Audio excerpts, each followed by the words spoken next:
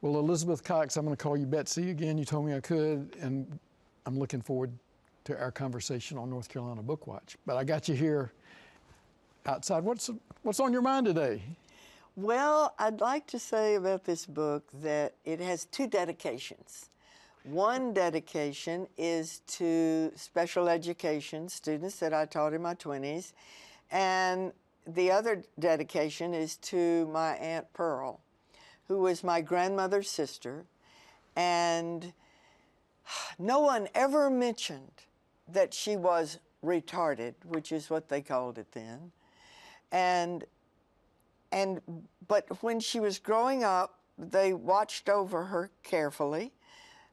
They were very disturbed when she began to be interested in boys.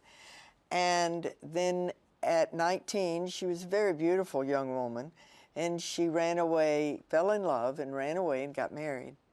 And they brought her back, and they annulled the marriage, and she lived the rest of her life with my grandmother, her sister, and helped my grandmother raise 5 children. I remember sitting with Aunt Pearl and doing arithmetic. She was in her 70s, and she would write 7 plus 3 or 9 minus 5. And I don't know if she got it right. I didn't care. We just did arithmetic together.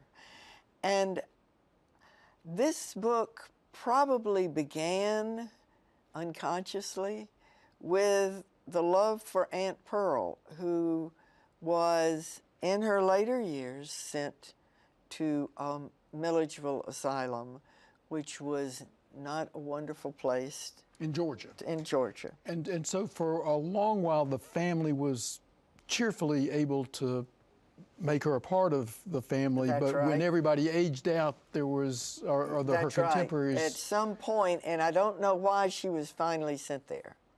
So, maybe my grandmother couldn't do it. All right, so you dedicated it to Aunt Pearl. Now you had another dedication. And to the special education students that I taught for 6 years when I was in my 20s, and fell in love with their openness and their inability to be mean. They could be bad. They could misbehave.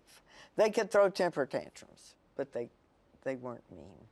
So you had personal experiences that informed, inspired, directed you as you wrote this book about a 19-year-old young man who suffers a mental disability.